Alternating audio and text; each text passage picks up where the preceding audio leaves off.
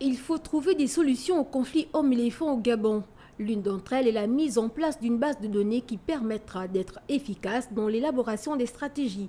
Ces travaux ont été réalisés à travers le projet de gestion de la faune et des conflits hommes-éléphants financé par la Banque mondiale, un partenaire qui ne cache pas sa satisfaction. La Banque est satisfaite d'avoir contribué à la matérialisation de ce bel outil.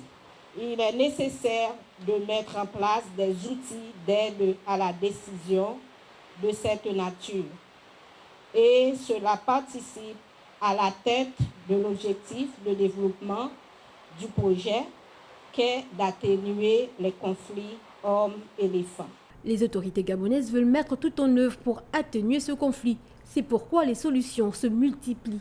La DGFAP et l'ANPN ont déjà construit 16 barrières, 16 clôtures électriques sur le territoire national. De plus, le ministère des Eaux et Forêts ambitionne d'en construire 30 autres sur l'ensemble du territoire en 2022 à 2023. Pour décider et prioriser l'emplacement des 30 prochaines clôtures électriques, la DGFAP et l'ANPN ont besoin de disposer d'outils d'aide à la décision, avec des données et des informations disponibles telles que la cartographie nationale des conflits hommes-éléphants, l'ampleur des dévastations, etc.